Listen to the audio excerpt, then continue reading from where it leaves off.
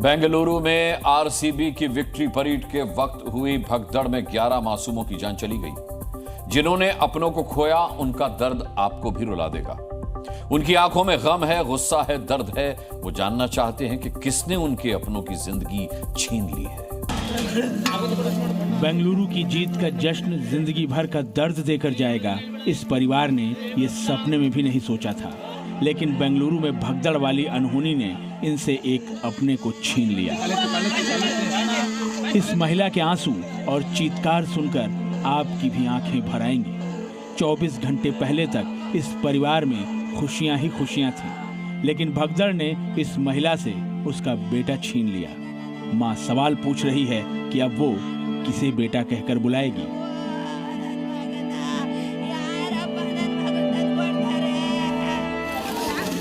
तुमकुर जिले के कुनिंगल ताल्लुक के निवासी 19 साल के मनोज को आखिरी विदाई दी गई। मनोज अपनी फेवरेट टीम के चैंपियन बनने के बाद विक्ट्री परेड का हिस्सा बनने गया था, लेकिन वो घर सही सलामत नहीं लौट पाया। भीड़ में कुचले जाने से मनोज की जान चली गई। पिता देवराज का कहना है कि मनोज की मौत की जिम्मेदार सरकार है। मनोज बेंगलुरु के पास एक कॉलेज में बैचलर ऑफ बिजनेस मैनेजमेंट की पढ़ाई कर रहा था। वो अपने माता पिता और छोटी बहन के साथ येलहंका में रहता था। बुधवार को वो बेंगलुरु की जीत के जश्न में शरीक होने दोस्तों के साथ चिन्नास्वामी स्टेडियम पहुंचा था, लेकिन उसे अंदाजा भी नहीं था कि वहां मौत उसका इंतजार कर रही है। अंतिम संस्कार में पूरा गांव रो रहा है। कोई यकीन नहीं कर पा रहा है कि अनहोनी इस रूप में आएगी। बेंगलुरु भगदड़ में जान गंवाने वाले सभी 11 लोगों की उम्र 35 साल से कम थी। इनमें से 3 लोग तो 18 साल से भी कम उम्र के थे। इनमें से ही एक थी दिव्यांशी। मनोज की मां की तरह दिव्यांशी की मां का भी संसार भगदड़ में उजड़ गया। अगर कल दिव्यांशी स्कूल गई होती तो उसकी जान शायद बच जाती, लेकिन विराट कोहली की जबरदस्त फैन दिव्यांशी को एक भगदड़ ने दुनिया से दूर कर दिया। So fascinated about cricket. ಯಾವ ಕ್ರಿಕೆಟರ್ ಬಗ್ಗೆ ಕೇಳ್ತೀರಾ, weather he is Indian player or some other country's player, she tells you everything.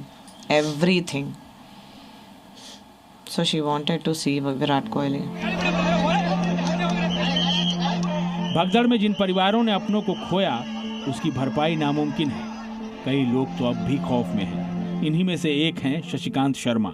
जब उन्हें भगदड़ की खबर मिली तो उनके पैरों तले जमीन ही खिसक गई। इनका बेटा भी वहीं था।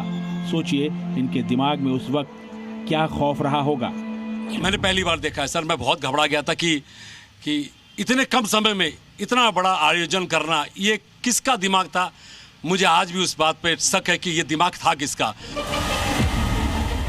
आरोप लग रहे हैं कि जिस वक्त चिन्नास्वामी स्टेडियम में आरसीबी की जीत का जश्न चल रहा था, उसी वक्त बाहर भगदड़ का तांडव मच रहा था। सवाल कर्नाटक सरकार के सामने है। खुद सीएम जिम्मेदारी से पल्ला झाड़ चुके हैं। आयोजन में शामिल अलग अलग एजेंसियां भी अपनी सफाई दे चुकी हैं। तलाश उन चेहरों की है जिसे भगदड़ का मोहरा बनाया जा सके। अश्विन पांडे, जी मीडिया।